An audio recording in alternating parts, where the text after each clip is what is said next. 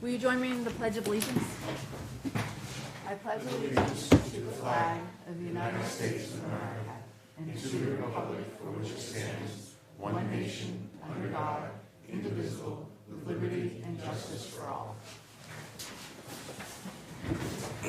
Good evening and welcome to the Monday, January 27, 2025 meeting of the Westport Select Board. Under Mass General Law, Chapter 30A, Section 20F, this meeting is being recorded. I just want to make note, we're having the meeting at a special time tonight, but our next meeting will be Monday, February 10 at the regular time of 6 o'clock. It is with great sadness that we have announced several key losses to the town of Westport in the last few weeks. The first I want to recognize is Randy Raposa. Randy, who is 61, he passed away on January 17. He was here in town. He worked in the highway department, but he also coached for the Westport Babe Ruth and Westport Girls Softball Leagues. He was the founder and president of the Westport Girls Basketball League. He was an avid sports fan and a communicant of Our Lady of Grace Church. So our sympathies go out to the Raposa family. We also lost a couple of Westport legends. We lost Howie Gifford on January 18. Howie's just, you could tell a story, man, if you ever had the chance to listen to a story of Howie's. He was spent many years as a professional engineer on Electric Boat in Groton. He designed nuclear attack and Polaris submarines. He was, in his career life, he was in small research submersibles. But here in Westport, we know him of his involvement with the Westport Fishermen's Association. He was served in a number of roles there, protecting our rivers and estuaries.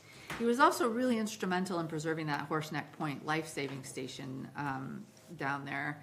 And then he spent 6 years on the Westport Historical Society. So our family goes out, our sympathies go out to the family of Howie Gifford. And then we also lost Bill Webster. We didn't see that Bill was an employee of the town, but he was such an icon to so many people here in town. He was just so loved and known by everyone. He married people. He gave funerals for people. He was really quite an icon. I knew Howie, but I didn't know the other two gentlemen. Did anybody want to say anything about any of these guys? All three were lost. All three were had large turnout at their memorials, which was shown dedication, and they all love the town. All right, thank you. The next item on the agenda is a public hearing, but that's not noted until 6:05. So we're going to go straight to 3A. So 3A is a request to appoint Austin Conchiha as Highway Department Administrative Assistant Dispatcher. He is here if anybody has questions, but Jim, do you want to tell us about Austin or the job? Or? Yeah, we met with Austin last week. He seems more than qualified. He's got an accounting degree from UMass Dartmouth. He's got some experience working for Family Services in Fall River. He had a great interview. We look forward to him working over the Highway Department. I think it'll be a great addition. Great, thank you. Anybody, did you want to say anything? You don't have to. Do you want to? Okay. You're gonna be dispatcher. You got to talk once in a while. I'll move. Second. Is there any discussion? All in favor? Aye. Aye, that's unanimous. Welcome aboard. Start date tomorrow. He's ready to go. When is he starting? Effective Mr. date? Town Administrator. Start tomorrow if he wants to start. Okay, there you go. What's the date? We'll put it for the record. 28th. All right, motion includes start date of tomorrow. Second for that. All in favor? Aye. Right. There you go. Welcome aboard. Thank you. We have a bunch of other appointments here, so I'm going to invite the Chief of Police, Christopher Dunn. Do you want me to read them? Why don't you do them in your order? It's the same as last time. It has to be in order based on positions. Okay. So the first one is a request to promote Detective Sergeant Brian McCarthy to the rank of lieutenant effective February 16th, 2025. We've had a lot of hires. We had 3 laterals from Fall River. And we just had 2 student officers graduate on Friday during the field training phase. So by us hiring people at the lower end, we now can promote from above. We've budgeted for 2 lieutenants. We currently only have 1, so this is the request. Sergeant McCarthy has been with our police department since 1998 as a reserve police officer. Became full-time in 2003. He's held various roles within our department as detective, field training officer, task force officer, sergeant, now detective sergeant, which he oversees detectives and the school resource officers. He's here this evening with his wife and their son. So I'm respectfully requesting the board to vote and approve the promotion of Detective Sergeant Brian McCarthy to the rank of lieutenant effective February 16th, 2025. So moved, he's earned it. Second. Is there any discussion? You want to make him talk on camera or anything? All right. All in favor? Aye. Aye, that's unanimous. Congratulations.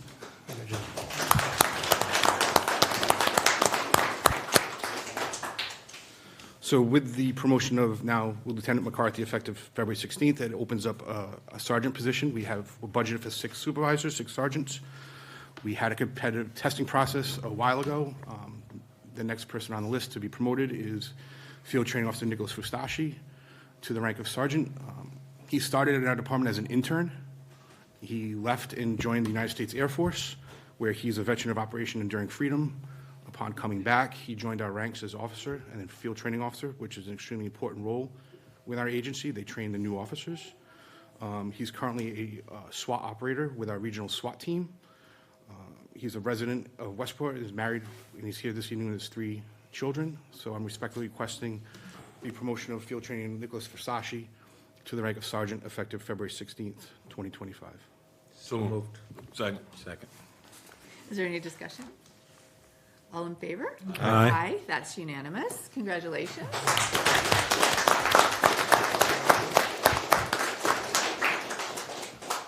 We don't have young people in this room very often. It's nice to see you. It's great to see it. Lastly, it's nice to see police officers who have a lot of experience wanting to join our ranks as a reserve police officer to help us out, not only with details, but with beach patrol during the summer. So Paul Reese has came forward and is submitted a package or an application to be appointed as a reserve police officer in our town. He has extensive experience. He started with the state police in 1999, retired as the rank of sergeant.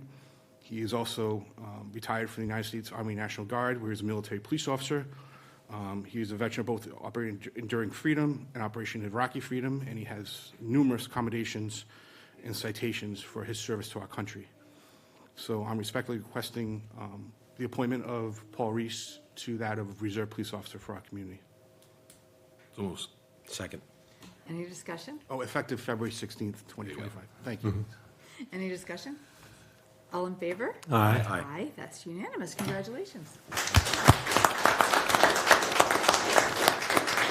Is there anything you want to share with the community while we have you sitting here? Just, we're really excited, the fact of our 2 recent hires, well, Officer Silver and De Silver, joining our ranks. They have a 12-week field training period. So hopefully that they're going to be on their own by the end of April, which means we're budgeted for 31, and by the end of April, we should be at 30. And it is our goal, hopefully by the end of the last quarter of this fiscal year, to get up to 31 police officers. So that is our goal. And we also entered the certification process with the Massachusetts Police Accreditation Commission, which is going to be a long, very hard task, but we're up for it. And this is something that's important for us because under the post or police officer standards and training, they're now requiring agencies to at least be certified. So we're starting that process. We just entered it 2 weeks ago. Great. That's awesome. Thank you. That was good. You're welcome to stay for the whole meeting, but We'll go since you downstairs. probably won't, don't congregate in the hallway and talk. Please go We'll go down. downstairs. You keep the order, chief. Yes, thank you. Okay. Thank you. Thank you. Have a nice night. Yeah, you too. Good turnout, thanks.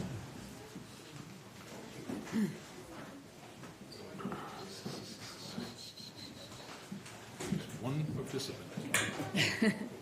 Got one Yep, person one here. audience member. Yeah. He's a neighbor, so go easy on him. I don't know what he's here for. So now we're on 4A. We have a request to approve the Alcoholic Beverage Control Commission seasonal increase estimation form and the 2024 annual liquor license report. Do you want to tell us about this, Jim? I'm going to let Paula explain this. It's a yearly report. It's Yeah. just the yearly reports of how many licenses we had last year and then the seasonal report. So, just for the record, the population that is being estimated for the Alcoholic Beverage Control Commission is 17,800. That's the number. Is there any discussion or questions? It's a little higher than normal because they request that we put some additional for our seasonal residents as well. Yeah, because we don't have that many. We do not. Year round now. We had about, I think it was an additional 1,000, so. And then on the liquor license report, it just kind of lists all the liquor, the number of liquor licenses that we have in town. So what's the pleasure of the board? I'll move. Second. As we have a motion and a second to approve the seasonal increase estimation and the liquor license report. Is there any further discussion? All in favor? Aye. Aye, that's unanimous. You want water? I'll get you water. No, I'm good. 4B, we have a request from Chris Gonzalez, the highway surveyor, to approve the change order for Pawtucket Hot Mix Asphalt for $90,950. Jim? This is fairly typical. Pawtucket Hot Mix had the contract this past year. They did do some additional work, and they still do it at the original bid price items, so it actually works out well for the town, and the highway department has requested a change order for $90,950. I'd recommend approval. Any questions? I'll on move that? it. Second. Any questions or discussion? All in favor? Aye. Aye, that's unanimous. E, we have a request for the preliminary approval of the East Beach trailer permits pending Board of Health and Conservation approval. So this is just a streamline, so as they completed documentation comes into Paula's office, she can get it out the door to people. So this would be request, basically to pre-approve them pending the Board of Health and Conservation. Move. Approval. Second. Is there any discussion? All in favor? Aye. Aye, that's unanimous. And we have the Capital Improvement Planning Committee capital expenditure requests. You wanna, is you or Dick gonna start us off here? Well, I'll start it off. We finished our work a little earlier this year, but went through the usual process of, after Jim sends out a letter to our departments to get their recommendations for capital needs for basically the next 5 years, we then go through the process of interviewing departments, and many of them come in, some do not. It depends on the nature of the request. And it went smoothly. We moved along apace, as they would say. We ended up with, the report will show, I think, $1.7 million of capital needs. I think there are 9 or 10 items on it. That report will be sent around, if it hasn't been already, to the chair and to Karen Rouse, who is the head of the Finance Committee, which is in our bylaws to have that done by early February. So it was a good process. Fortunately, we had a good year for free cash. That was nice, and maybe it was a little bit less stressful, but we certainly have extensive capital needs, as is described in the capital 5-year plan, which, by the way, Jim also updated as a result of our work. So we're all set, and we sent it through, and now it will go through the next stage of the process, which is ultimate review by the Finance Committee and ourselves. Thank you. Jim, you wanna add anything? Well, yeah, I guess you touched on the majority of it. I think we're fortunate enough, like you mentioned, we had some additional free cash this year that we were able to utilize. We also had some additional funds in the assessors overlay account, which we were able to put towards a fire engine, which is a significant expense, $950,000. So between the free cash, the assessors overlay account, and some perpetual care funding, we were able to fund, almost what, $2.5 million worth of work, roughly, 2.3. So it's been a good year for capital projects. Can you talk a little bit about the assessor's overlay account and why we would be using that for the fire engine? So each year when the assessors, it's It's a little bit more complicated than I know, but I will try to give it a run. When they do the tax factor, they have to match it to a certain rate. So based on new growth, there's some additional revenue in there, and they put that into the overlay account. And the overlay account is used for, to pick up any additional rebates or any rebates that come in for that year, which is usually in the range of $250,000 to $350,000. You also have to cover liabilities, so if somebody has some cases with the abatement board, and there's a different name for that with the state, you need to be able to make sure you have sufficient funds in that account to cover those liabilities. 3-4 years ago, we're actually in the negatives. Now we're up about $1.4 million, so we have more than enough funds in that account to cover the liabilities. So what normally happens is the assessors vote to transfer that out, and it could be appropriated at town meeting for use. And it's mainly because the new growth that we've had over the last few years was more than we had budgeted for. So I have a question on the capital plan, but before I go, anybody have anything they want to talk about on this capital request list? So on the 5-year capital plan, on, we don't have it, I don't have a page number. I guess it's the second page. There's an overview of capital items, and we have the 2.4 million recommended for the FY26. But then if you look at the projected amounts, like FY27 projected is 20 million and 17 million. And I don't know, Dick, do you want to talk about that? Yes, Madam Chair. Well, the reality is we have significant capital needs that go far beyond our resources. So when we're doing the CIPC process, that's really sort of a triage, to put it mildly. In the plan, it does talk about numerous sources of funds, and without that, we would really be hurting for capital expenses and capital improvements. It talks about grants being very important in the process, but it looks at first like a grim situation when you read it. Yeah, it does.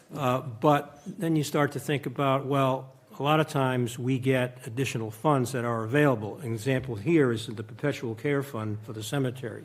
So we're expanding the cemetery, and we have a cemetery truck that we need, but we do have some funds there, as you can see, $200,000 coming from the perpetual care fund. We know that, like in the case of the Council on Aging, they have significant grant money, and some of that is used for capital expenses as well, and so on and so forth. And I think Beverly talked about that we can get vehicles at times to help us here and save a lot of money there. So it's kind of a big borrow and steal, but this is what we do to keep the capital improvements coming. Next year, what we will do is look at the ones that didn't make the cut, so to speak, and they're also listed on the account that Jim sends to the Finance Committee, and those we give priority to next year, so that departments that have to wait another year have some hope that they will be considered right off the bat. But it is a daunting task. It's hard to make these decisions, and we have a lot of debate. Some controversy from time to time, but we all work pretty well together. I do applaud the department heads, the way they lay it out. They understand the realities of this. They work with us. They put forth a ranking so that we could be guided by that, and that helps a great deal. So it's certainly a collaborative effort. But it's something that we just keep working on and looking for sources and hoping that we have enough free cash to give us a robust amount of money for projects. That'll vary every year, as you have seen in the past. So that's pretty much the report, but it is something we have, and we make those decisions as best we can, and we hope we're doing it in the best way possible. Thank you. Anybody else have anything on the capital plan, the 5-year plan? No? Anything else? Okay. Anything else on the capital improvement? So what are we asking for tonight here? You want us to improve? So I was just recommending approval to the Finance Committee. Is this included in your budget that you're going to review in a minute? Yes, yeah, which would be, well, no, this isn't, no, this would be separate. Okay, but your plans for free cash? Free this cash, would- February This 10th, would we would- still work within your Yep. plans for the Yeah. proposed? Yes, it does. Okay. All right, so you want to approve this capital improvement list for the warrant, right? Yes. Or, Yep, for the and to town. go to the budget? And to the Finance Committee. Okay. I'll move it. Second. Is there any other discussion? All in favor? Aye. Aye, that's unanimous. It's not yet 6:05, so we'll go on to the budget discussion, our favorite. So it's a fairly limited budget discussion tonight. I just kind of wanted to update the board, let you know where we are. Final recommendations will be next meeting, February 10th. Governor Healy did release her budget last week. We're hoping for better numbers. I tried budgeting conservatively in our preliminary budgets, but the state numbers came in a little bit lower than even my conservative numbers. So Chapter 70 numbers, which is part of the state allocation for all communities, was somewhat disappointing. That was a 2% increase over last year. It almost gets us back down, and I'll show you in a minute, to where we were in previous years when we were just getting minimum, we were considered a minimum aid community. So this is the Chapter 70 from what we've got from 2014 up to 2026. From 14 to 23, you can see we're getting roughly anywhere from 40 up to $90,000, and that was because we were considered a minimum aid community, so we didn't really qualify for the formula that they use. So we would get minimum aid, either $30 per student or $60 per student. In 2024, we fell out of, based on the formula, we fell out of that category, so we got a big bump. We went up over $500,000 increase in Chapter 70 in that 1 year, which was big, and it kind of put us in line with other communities that are not considered minimum aid. Last year, it went down a bit. We had an increase of $346,000, which was still better than we've seen the past 10 years, but less than 24. And then this year, right now, we're at 116, which looks like we're back to a minimum aid community, which is difficult, right? It's not something, you know, if our Chapter 70 goes up 2% a year and we have salary increases of 2.5%, 3.5% a year, plus general expenses, inflation, it's just, there's no way that's going to account for those expenses. Yes. On the other side, we have assessments by the state for charter schools and school choice. Those are the two big ones. Those numbers were actually more favorable to the town than I had budgeted. Like I said, I had budgeted conservatively, so I was hoping they'd be more favorable, but there's still a decrease in the school choice, which about 16%, which is an assessment, so that's a good thing. The charter school went up by 9%, but we had actually budgeted in the preliminary more than that. So overall, between the assessments and the awards from the state, or the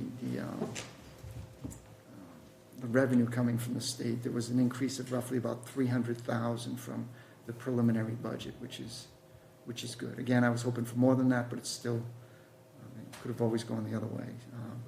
So that $300,000 will be split between the revenue for the schools and the town as we present the final budget on February 10th. And then the CIPC, we went over that recently, just went over that, so that's really all I have for budgets. The other numbers that I'm waiting for right now that might impact the overall budget is we're still waiting for the Diamond assessment, Bristol Aggie assessment. Bristol Aggie's relatively small, but Diamond could be, that could have an impact on the budget. And then we're still waiting for health insurance and property and liability insurance. Again, in the preliminary budget, we tried to be conservative, so I'm hoping those numbers will come in a little better, but doesn't always happen. So.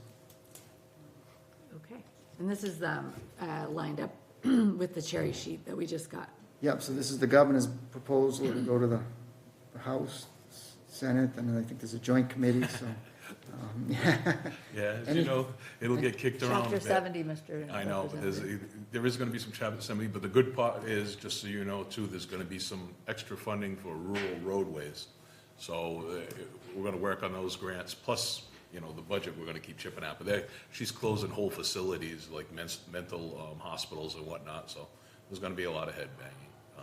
We're making it out better than some other communities, but we're still gonna try to chip away at it. And we do find that some of the state numbers change as they go through the process, but normally the Chapter 70, school choice and charter stay pretty close from the governor's budget to the end. Most of that's formula-based, so it doesn't change a lot. We've been fortunate in some of the other categories with the pilot programs, payment in lieu of taxes for state-owned land.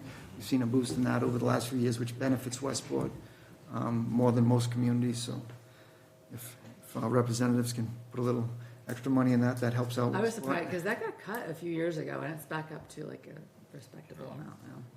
Put a bug in the air. I have 2 communities now. I got Freetown Forest now too. All right, anybody have any questions for Jim on the budget? Go ahead. Madam Chair, I'd be interested in more on the schools.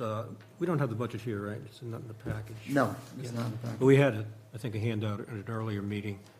But what does that look like?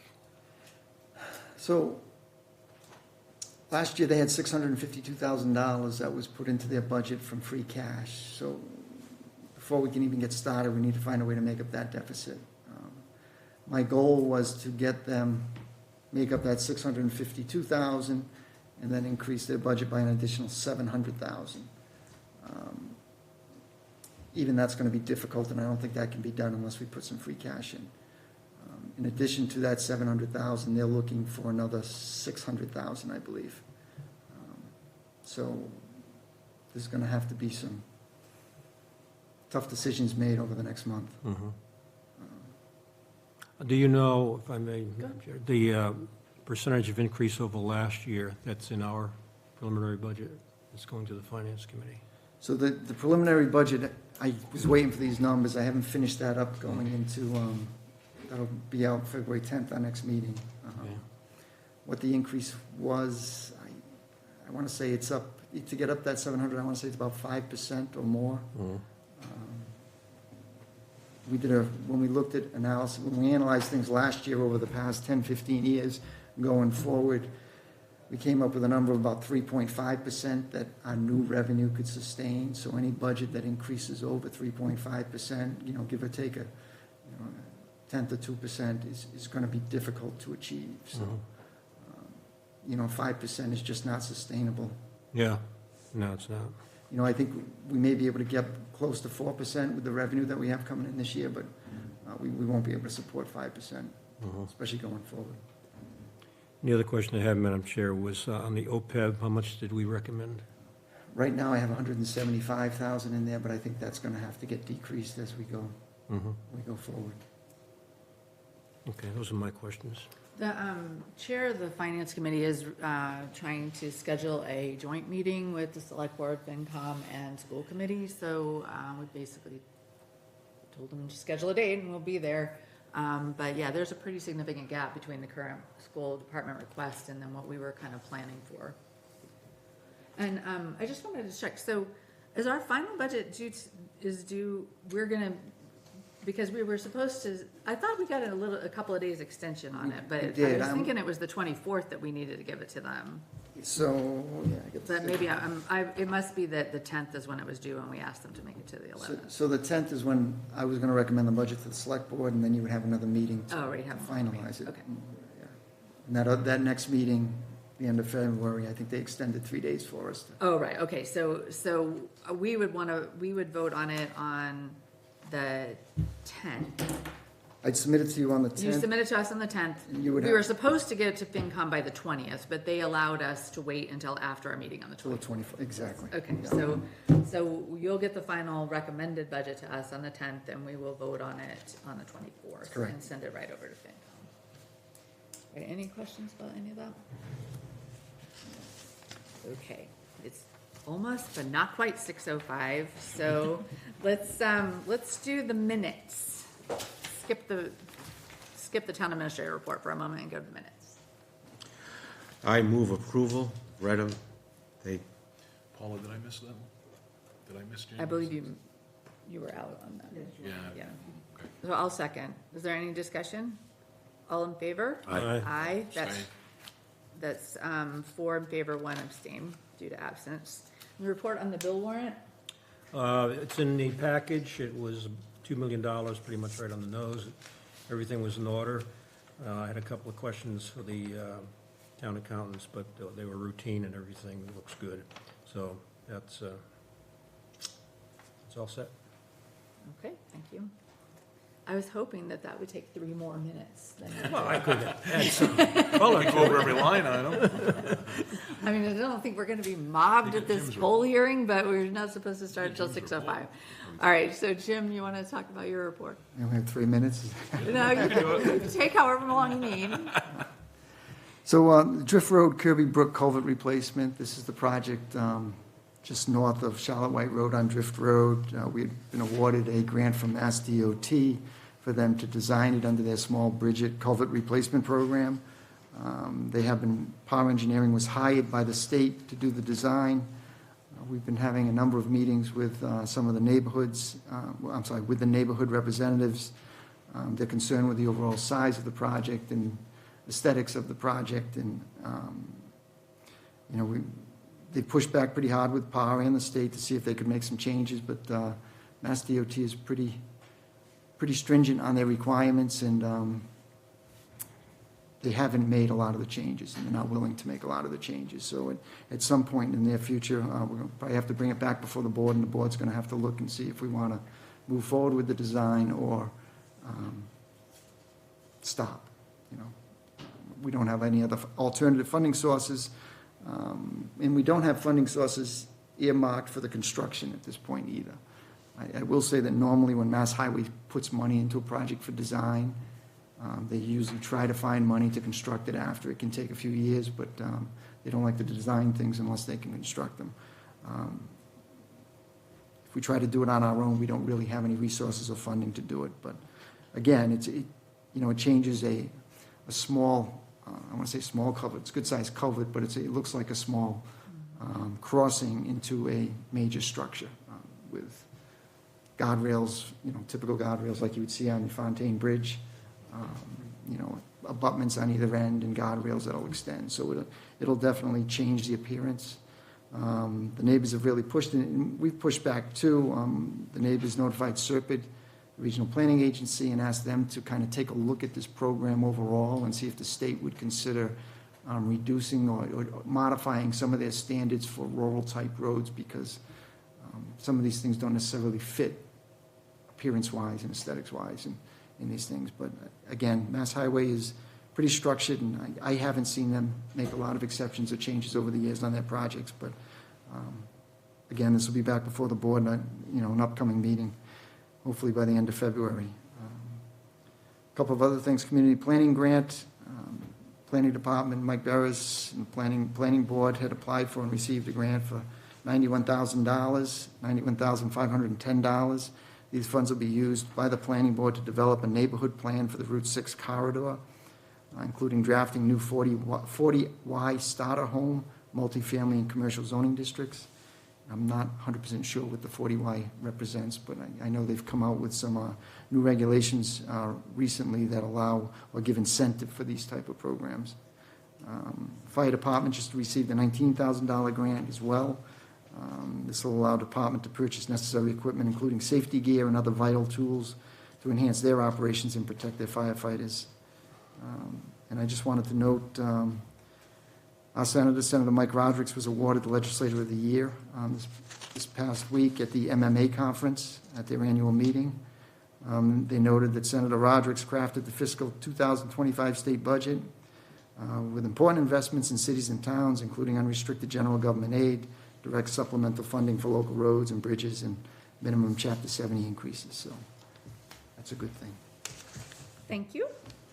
It is now 6:06, so we will we have a public hearing, a petition for Verizon New England, Inc. and NStar Electric Company doing business as Eversource to place one jointly owned pole P68S in front of 446 Old County Road.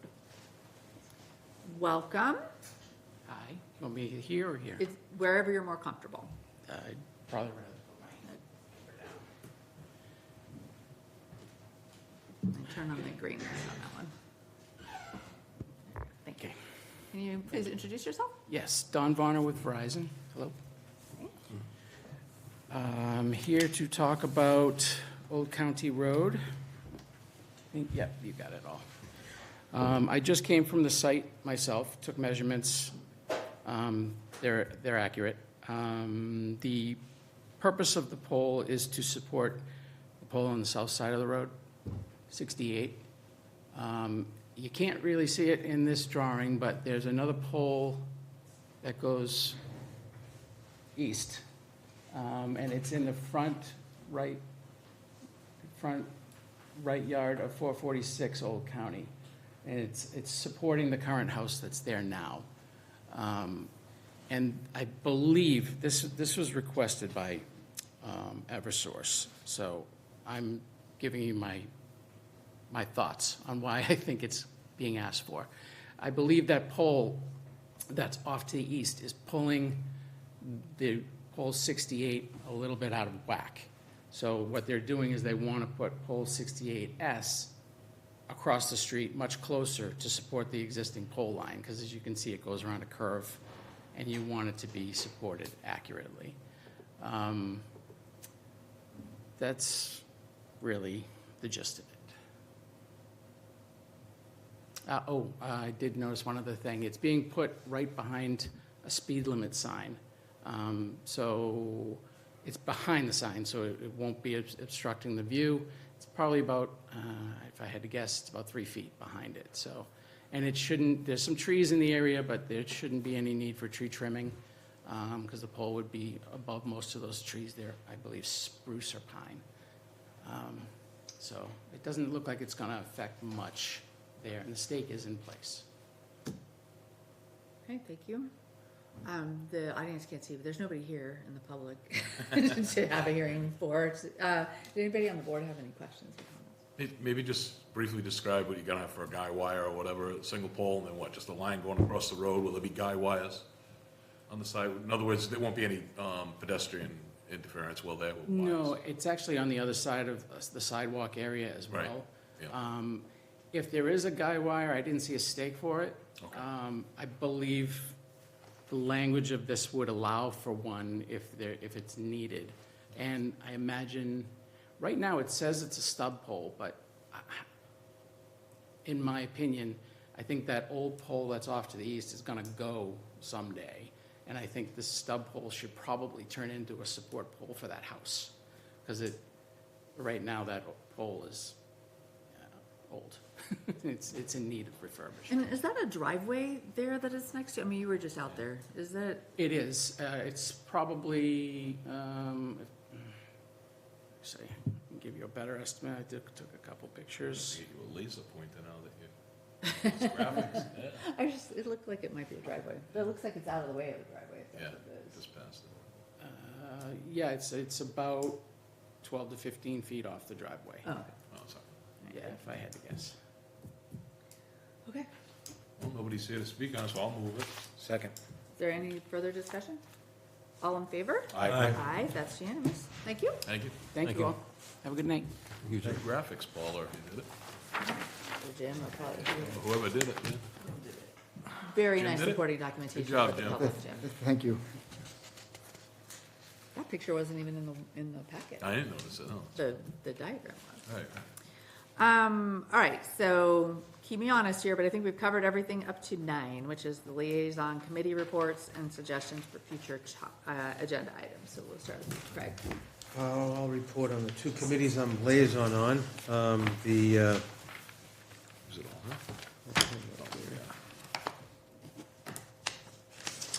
Affordable Housing Trust, we have met since we did our field visit. We're still doing some vetting of a proposal for land purchase that we had budgeted for over the past several years.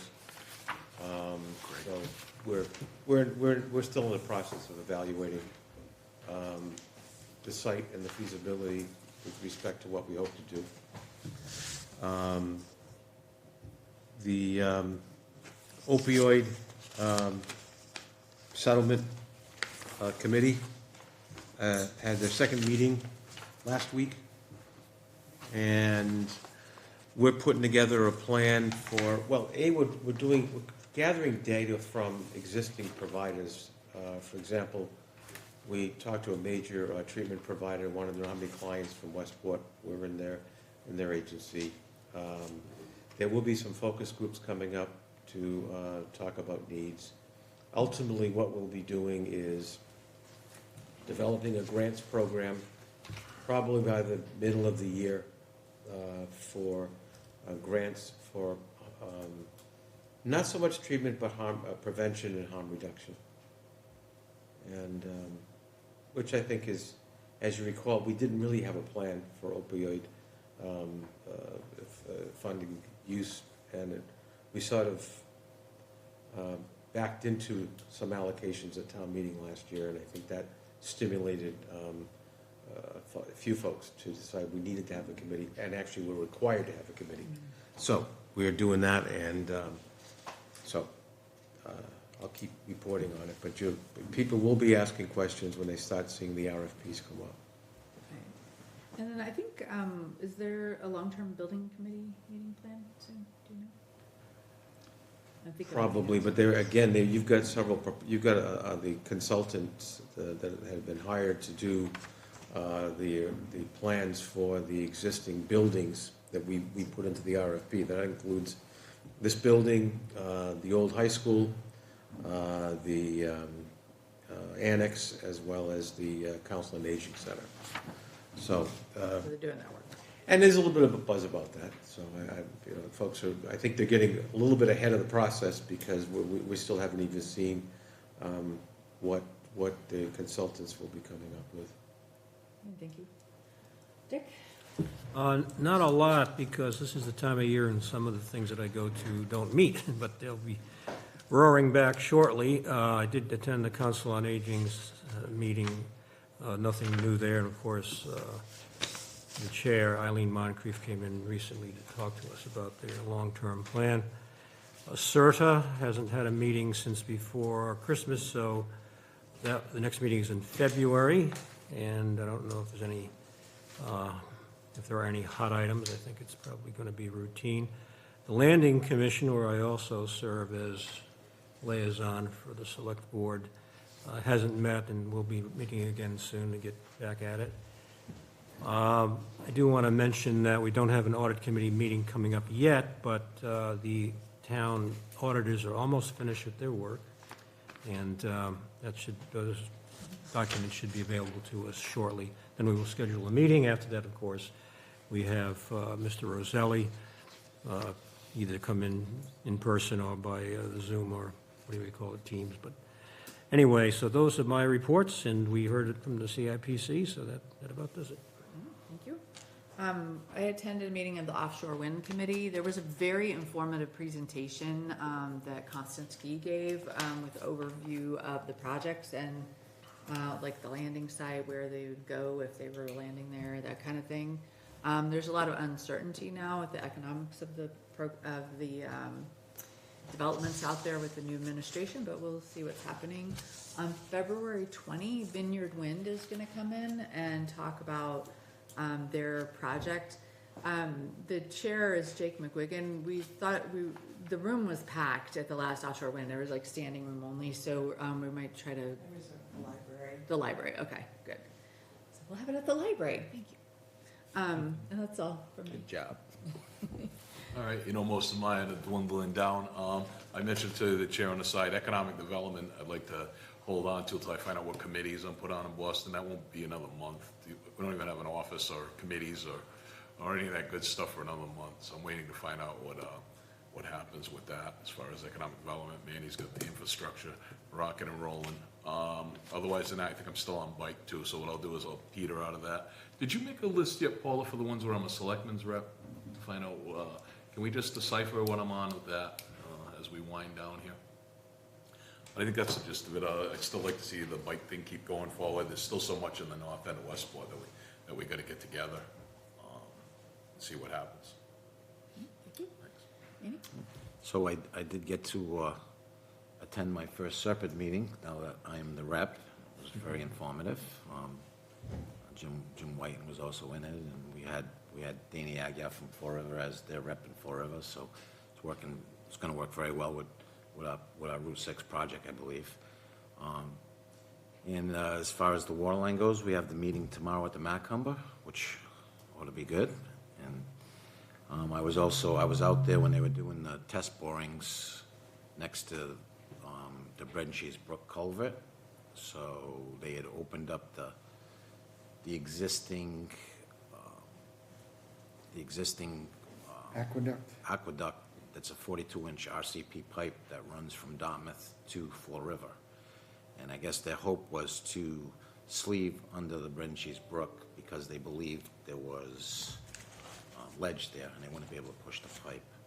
So, but when they did the soil borings, they found that there's 20 feet of sand underneath it, so it'll be a very easy job to push it underneath there. And one of the things that we need to remember is the holdup on Route 6 is because our design engineer, just like this bridge culvert, didn't design to Mass Highway standards, and there's water separations from sewer, and they want hydrants out of the middle of the road and all of that type of stuff. So we'll be working on all that good stuff moving forward. Hopefully I'll have another update by the next meeting. Thank you. We don't have anyone from the public. Are there any statements? Just a reminder, we do have lots of boards and committee vacancies. If you're interested in participating, let us know. We'll find a place for you. I don't think we have any topics under 48 hours. No. No. All right. Anything else before we adjourn? Right. Motion adjourned. Second. All in favor? Aye. Aye, that's unanimous. Thank you.